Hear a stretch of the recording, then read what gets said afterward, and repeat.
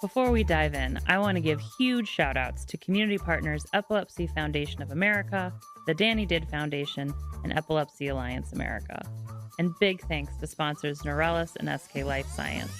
Thank you for believing in this podcast and to help keep it going. All right, y'all, pull up a seat. This is going to be good. Hey guys, welcome to What the F. So today's guest is Jack of all trades. She is an amazing person who has done so many amazing things, and I can't wait to dive into all of them. We have Stacia Kalinoski, who is an author, a filmmaker, a speaker, and a substitute teacher. And I think sometimes maybe she sleeps. I don't know. But Stacia, thank you so much for being here. Thank you for having me, Landis. This is fun. Yeah.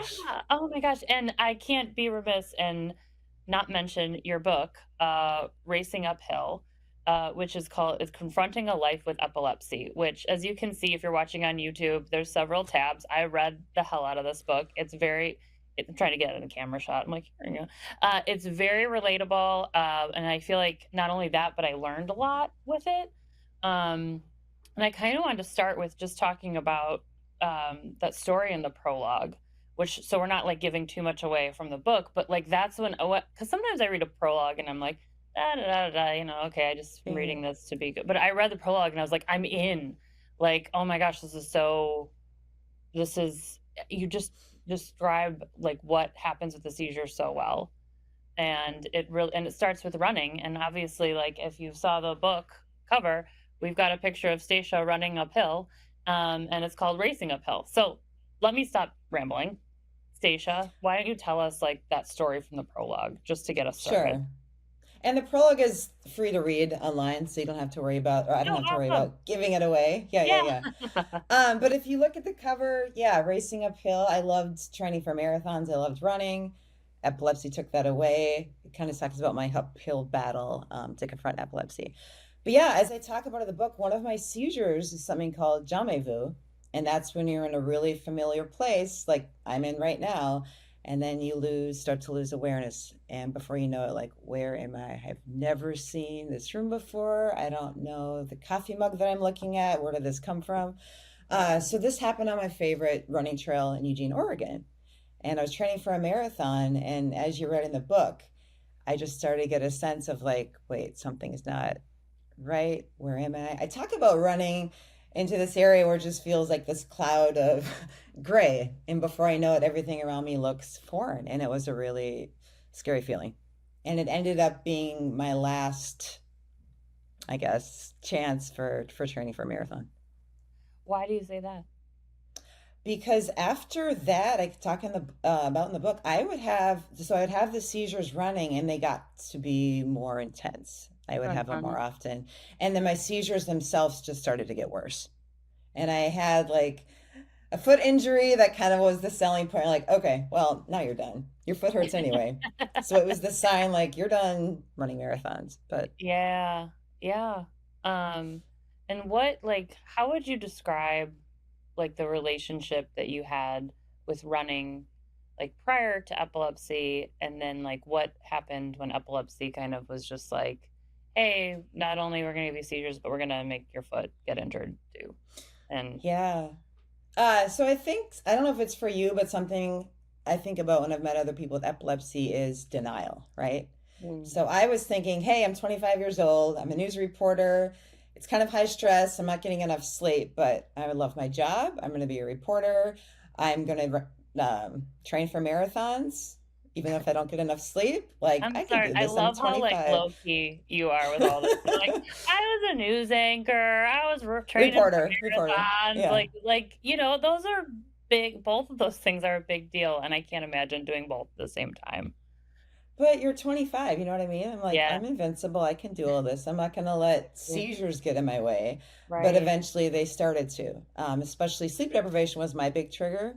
And I just couldn't fight both at the same time. So the seizures continued to worsen, unfortunately. Yeah. And what was that like being a news anchor and like trying to manage epilepsy? Because I had Sarah Carlson on, who she was a news anchor and epilepsy kind of like took that away from her. And now, like 10 years later, she's back at the news desk, like miraculously, sort of thing. But it's this thing that I cannot fathom trying to maintain that schedule, I think, and that intensity and that pace while managing epilepsy.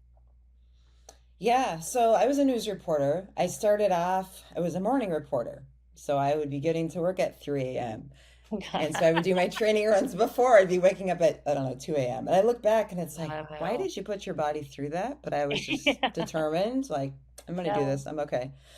Uh, so morning reporter made things much worse. So my news director was like very accommodating. He said, we're going to Mhm. move you to a date-side shift, which is normal hours, like 8 to 5, 8 to 6, whatever it was.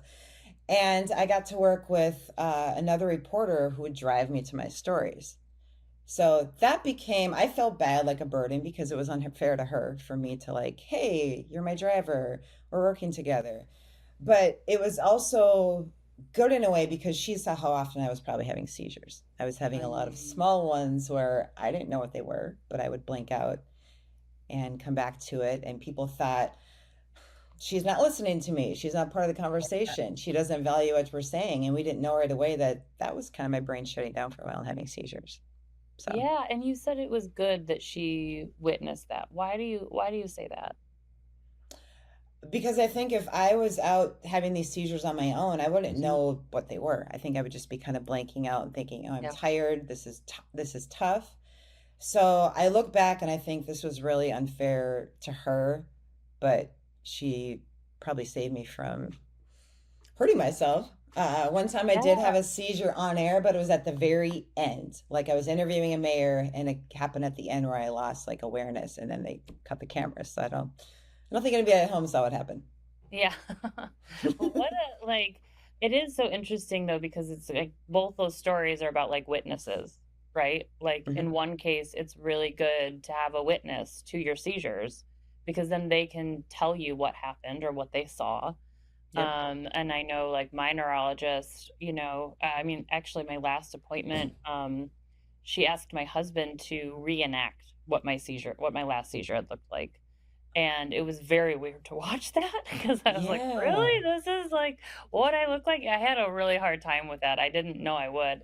But again, it helped her understand what was happening during my seizures in a way I could never explain.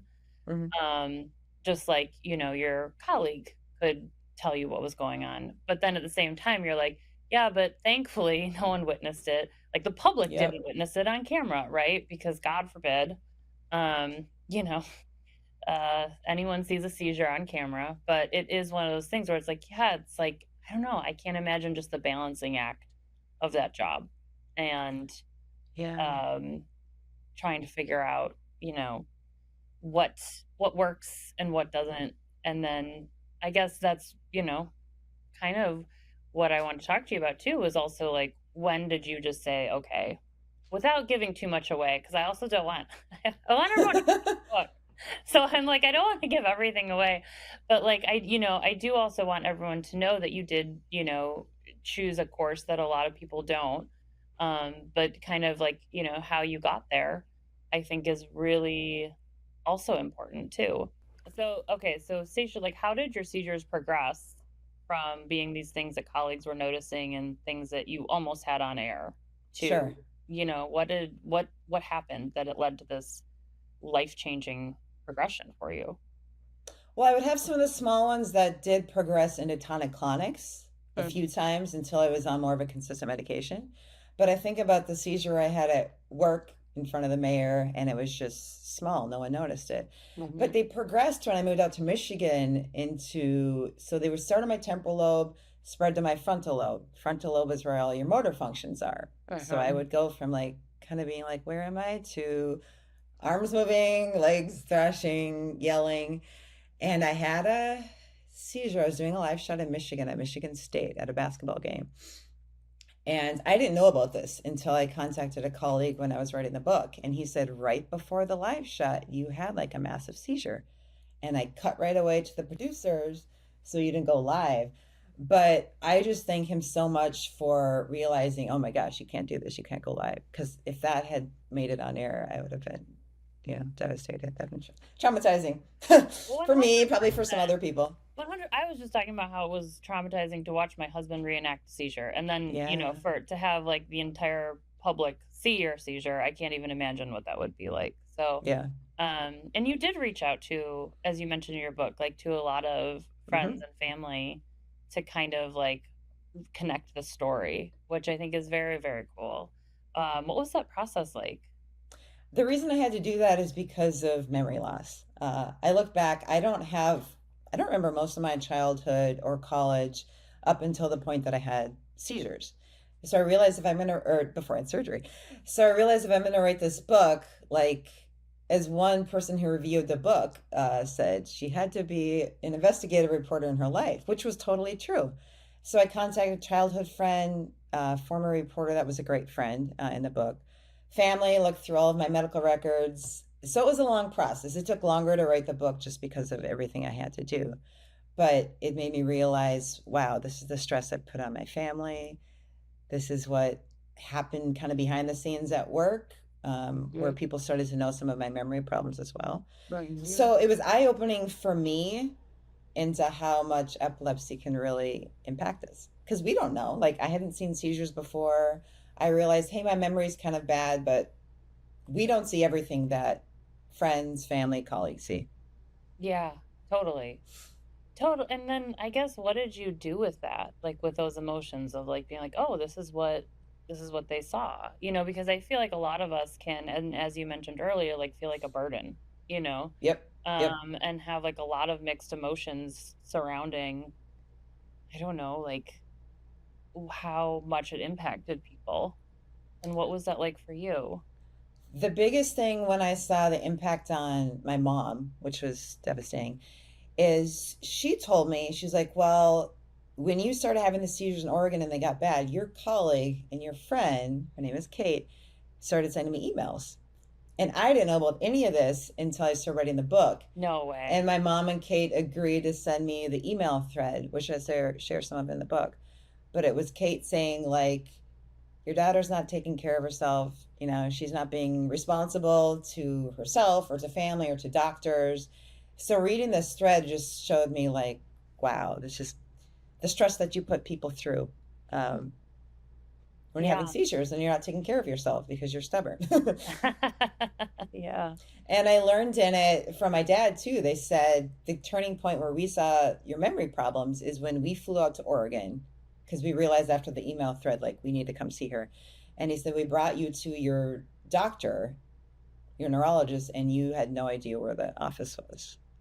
You know what I mean? Like, we Oh, showed up and you couldn't even figure out where his clinic because your memory was getting so bad. wow. So that was like, wow, because I don't remember this. Okay, so in your book, you talk a lot about, the effect of memory loss. And I love like one of the metaphors that you use Yeah. when you talk about it. And I'm just wondering if you could speak to like, because how it feels, how memory loss feels is, I think, very important and something that doesn't get addressed a lot Hmm. in the epilepsy community. So like how do you describe it? I wrote that I feel like memories are treasures and they should be stored in your brain to access at any time. Vacations, holidays, for me, it was like track events, friends with friends in college, like events that you have, and work events and news stories. And those are things you should be able to access at any time so you can reminisce. Because I feel like reminiscing is the best part of memory. You can laugh with your friends and your family. Hey, remember we did this and this? But then I realized I was kind of the person on the outside saying, I don't remember. And it Yeah. was hard for me, but I realized when writing the book, it's also hard for your family and friends. They want you to remember it and laugh, and you're just like, I don't know. Yeah, I I thought feel about my best friend's wedding, and she's like, "You gave the most amazing speech." Her family said the same thing. I'm like, I don't remember anything about your wedding. wow. You told me Yeah. that I left my bridesmaid dress in the Boston airport. That's all I know. You know what I mean? So it's sad to think it's your best friend. You should remember Yeah. what you said, and it's just a blank Yeah. slate. Well, okay, so first of all, I totally relate to that, and I hate when someone brings up something like, "Oh, remember you did this?" I'm like, "No, Yep. I have no idea what you're talking about, but tell me the story, and then I can relive it with you." But I think it's interesting how you said, "But you do remember leaving your bridesmaid's dress in the Boston airport," because Actually, I should fix that. So I don't oh, remember that at all. She told me okay, that, but it reminded me like these are just the little things that can happen. It's not just not remembering an event, it's hmm remembering like, oh, I should pick that dress up and bring it home with me. So we had to order a new sure, dress. yeah, So there's so many aspects of memory that are pretty tough. totally. And sometimes even just remembering what the bridesmaid dress looked like is a tough memory I because have a picture of it in the book. Yeah, how, that's another good point. Without pictures, maybe you can relate to that.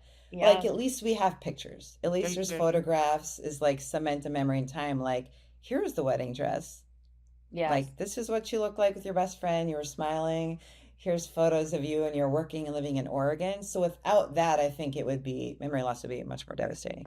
But I agreed. And think, yeah, if you can at least look at like the smile on your face with your friends and you're like, okay, I was having fun. That was a fun memory or fun moment. yeah, and I think that's like it's a strategy I use personally is just taking photos like as Hmm. much as long as I can remember to take them because then I always forget I'm to take terrible at a pictures. photo. I know. Yeah, but I just take them and not to do anything with them, but just have them for myself to just like scroll through. And Hmm. so many times I'm like, oh, I forgot I did that. Oh, I forgot I did that. But this is so great to actually see, like you said, just the happy stuff. And it's something that I started implementing after I was diagnosed with epilepsy and had memory issues. And I was like, okay, Yeah. this is something where, like, I used to never take photos ever, and I'm still not great at it. But it's just this one thing that I like try to hang on to taking photos of the most mundane shit too, See, just that's actually like, really smart. Not just like, hey, I'm on vacation, take a picture, but that's a good point. Just taking an everyday photo of oh yeah. I mean, the amount of photos I have of my dogs is of you and laying everybody else. But that's just fun. That's laying, what makes, yeah, yeah. on a couch, and then, and it was just for me, and I'm like, "Oh, I forgot that, we had that moment," or whatever, I don't know. Or even just, like, if it's sunny outside, and something looks pretty, I'm like, "Oh, we'll just take a photo so I know that it was pretty this day." Um, And now you have cameras that have good or phones that have good cameras. I look back at right. some of the photos I have, I'm like, ugh, shoot, Yeah. that's real grainy. Yeah, totally. Um, and you do talk about how, your memory issues did get better after you chose to have brain surgery. And I'm just so curious about, well, curious for everyone else because I read your book, just how you got to that point of choosing brain surgery, why it was an option, what the brain surgery was, because I feel like so many people out there, myself included for a long time, didn't even know that brain surgery was something like a possibility for people Hmm. with epilepsy. So if you could just kind of, walk us through what that thought process was like and, between like the neurologist as well as yourself and your family to like make this decision. Yeah, I should go back first to Oregon because a lot of people don't know about level 4 epilepsy centers. And I Yes. know doctors talk about that, about people getting pretty late diagnosis because they don't know about them. So Hmm. my mom saw a pamphlet in Oregon about level 4 epilepsy centers. So when I moved to Michigan for my next job, I knew right away, like, that's where I need to go. So I was on a waiting list for a while, but then I met a fantastic doctor, really lucky. So as you'll read about in the book, I ended up losing my career to a seizure. But because I had a great neurologist at a level 4 epilepsy center, he was already like, I think, you could be a candidate for surgery. So when I moved home to Minnesota after I lost my career right away, my first thought was like, I want to have surgery. I got to see if I'm a candidate. Right. So he referred me to a doctor right away at Minnesota Epilepsy Group in St. Paul, Minnesota. So we started with the long workup. And for anyone that is considering surgery, I mean, it takes a while. You have your neuropsychology test, which is going to help doctors determine, okay, I think we know our languages, so we know we can't remove that part of the brain. So it's a really long process. They see like how are seizures impacting your memory. There's another test called MEG, which also helps focus on narrowing down the languages. And let's see, the MRI. typical, which for me didn't show anything. So because the MRI didn't show anything, um, they had to do, I think one of the reasons is they had to do the full round of brain mapping. Mhm. And when you're looking at, because I had focal epilepsy, right? So they knew right away, hey, we can possibly do the full grid with a craniotomy where they open up, you know, the part of your skull Yeah. and I've had insert one the of those. grid. I know they Yeah, take off a piece of your skull, put it in some yeah, solution, do their magic, and close you back up. I know. yeah. So there's the non-invasive way, which is really great. I think more people can have that today. For me, they had to go the more invasive route. Mm, And that is where they, peel back your skin. mhm. They drill open a little chunk of your brain and then put this grid right on the surface of your brain with a lot of electrodes. And that's where they could watch my seizures and also track, okay, where are they first off coming from, but are we impacting her language, her speech? Because those are the big things they look for.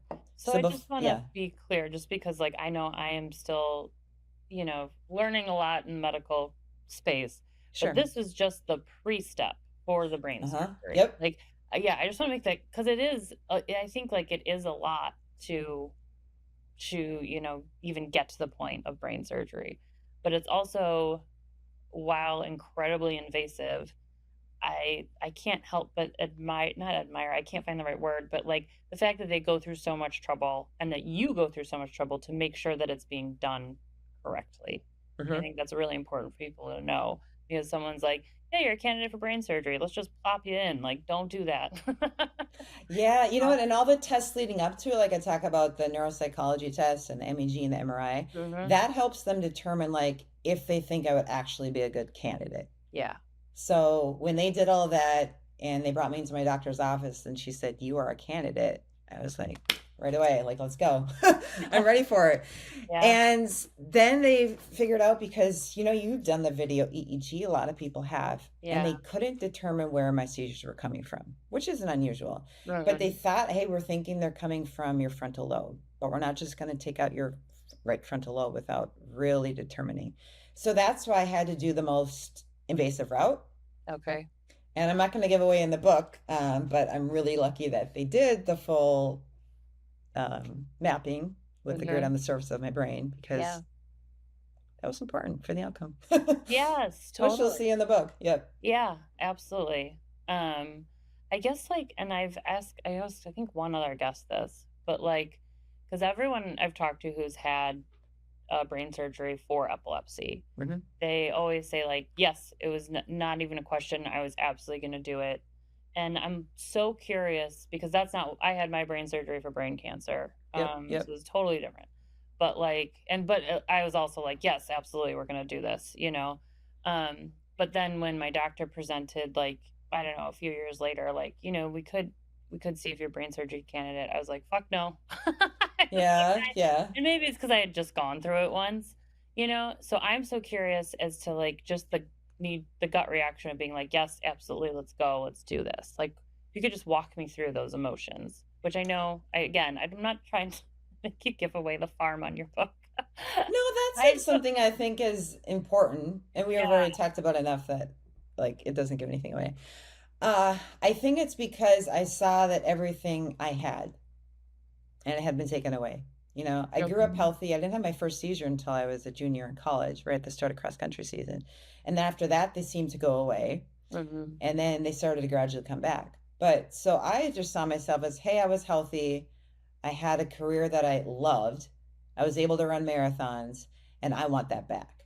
So when they presented the idea, like, hey, we think you're a good candidate, I was absolutely like, yes, right away. Like, I have a chance to have my previous life, maybe not the same career, but just to have everything else back. And Hmm. that's why I was like, as the title says, confronting epilepsy. I'm like, I'm going to confront epilepsy. I can do this. I want my life back. Yeah, I remember going through that a lot. Hmm. And for me, it was more of a denial phase, being like, I want my life back, thinking that I could live with epilepsy and get back to the life I had prior to it.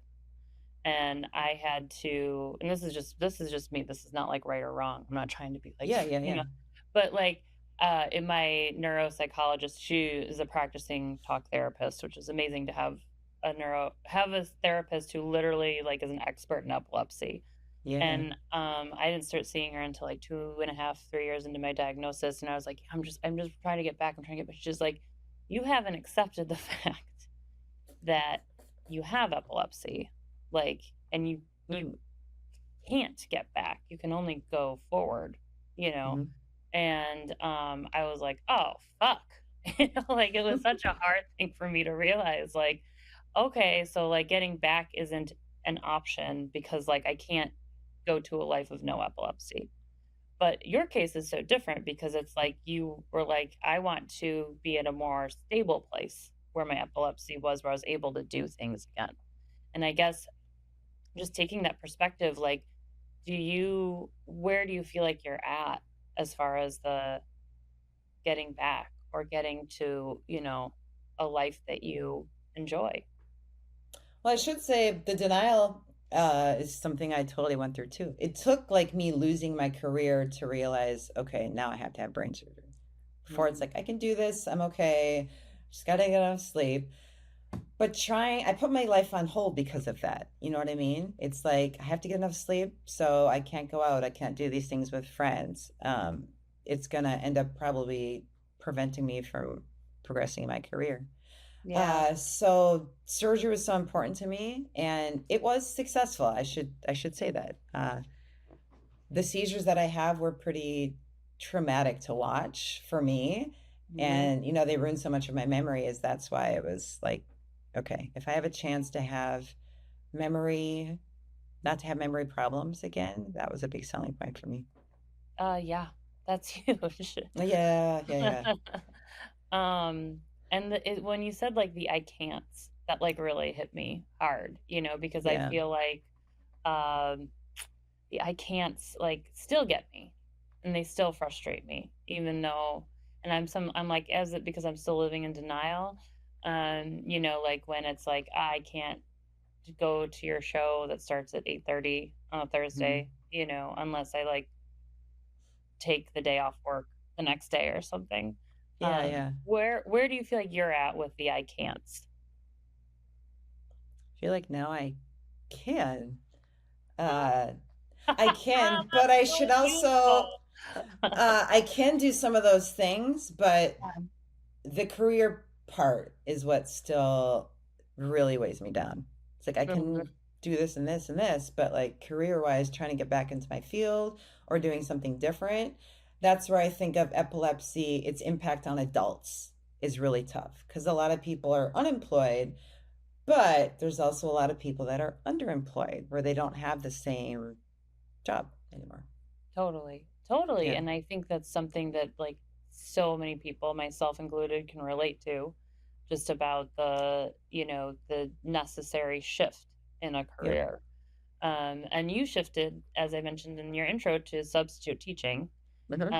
which I'm so, if you wouldn't mind, just like as a former Sure. teacher, I'm like, God, I wish I had started as a substitute teacher. I mean, I never could have been a full-time teacher with epilepsy, like that much I know. But, Oh, yeah. like substitute teaching, I'm like, you get to be the fun one, right? Hmm. Like, is that what it's like? Most I kids don't think you're know. fun. Yeah. Most do. Some are like, oh, Miss Kalinowski. I love how kindergartners say my name, by the way. Miss Kalinowski. Oh, No, I never that's thought I so would get into subbing, but when I moved back, it's like you can't just start a full-time job because I wanted to have surgery, so I couldn't get back mhm. anything to be full-time. And so my good friend, who I write about in the book a little bit too, was a teacher in one of the Twin Cities metros, and she was like, "You should try substitute teaching." And I was like, "Okay." I mean, I might be Yeah, terrible at this, but why not? right. So I started after I was able to get through surgery. I was able to Mhm. start like about 6 months later after I recovered to start subbing. And I did that in addition to creating a documentary about my journey with epilepsy. But things like from that point, that was in 2016, and here we are in 2025, I could never get back into my field or something like similar from then. I think for a variety of reasons, but I was able to keep substitute teaching, which I love. I do, but Mhm. it's not the full-time employment that, adults need. Totally. Yeah, Mhm. and I think it's really awesome to recognize like you're holding both those things. You're like, I love it. Yep. However, it's not what I set out to do. It's not Yep. full time, but it's like the way that um I don't know, we have to shift in the way we have to Hmm. adapt.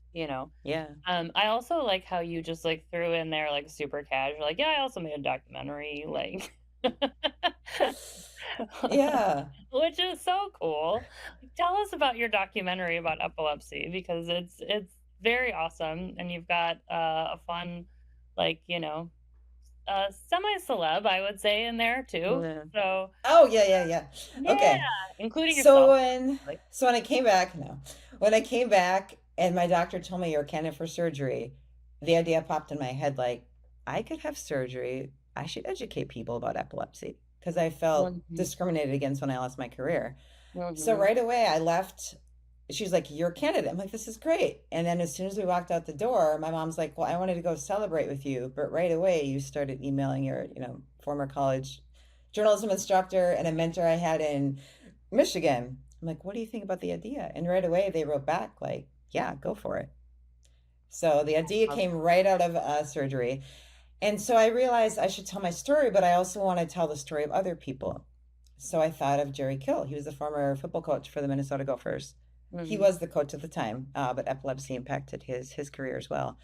And I was like, we've got two adults, but I really want to have a child. Like that's important to me because that's epilepsy in childhood, what parents go through. I really wanted to share that as well. Mhm. So I just kind of got the ball rolling because I wanted to get as much done as I could before surgery. So I did interviews before surgery, interviews after surgery, and ended Wow. up the full documentary ended up airing on Twin Cities PBS, and then went out to PBS stations across the country afterwards. But I think it helped me recover from the surgery too, because it gave me something to do right away. I Sure.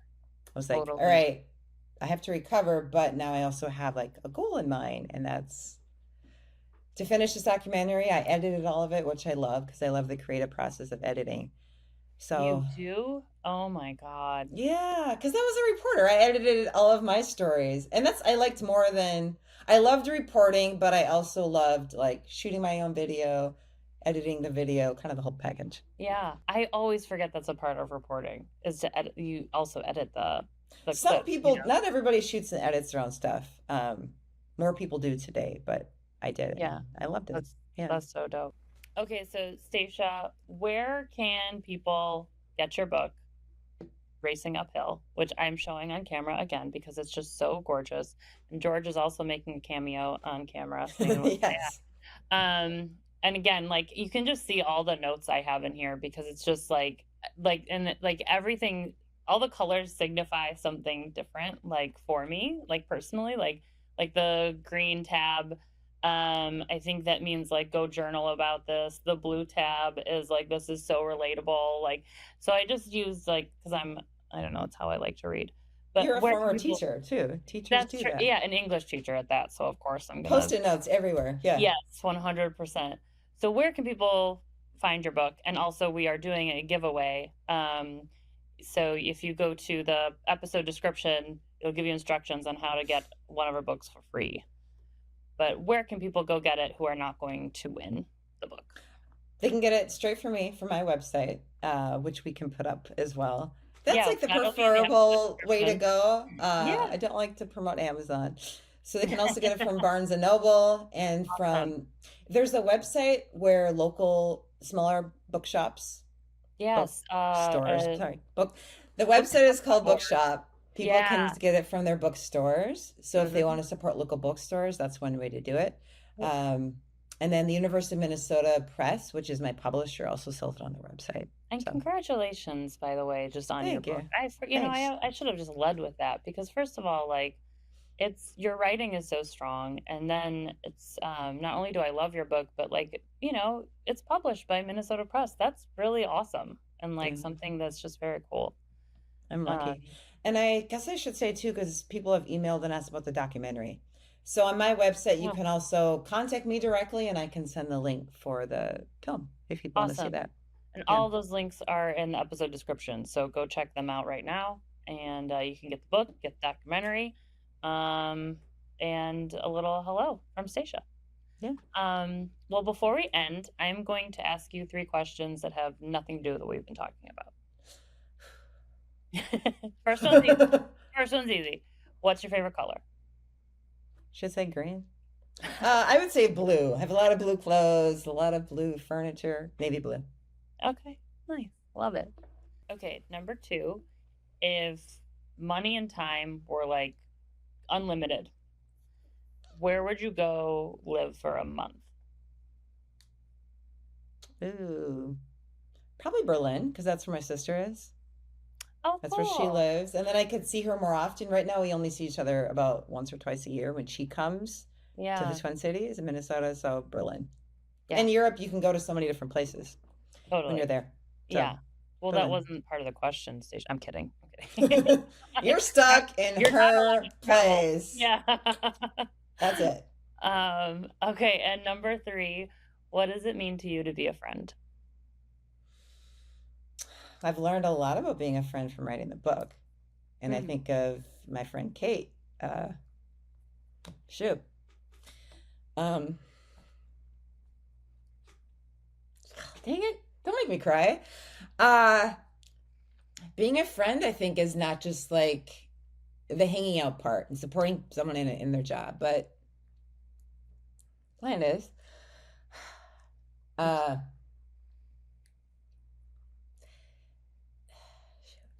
Kate I is think really amazing. sending Like, the emails to my mom.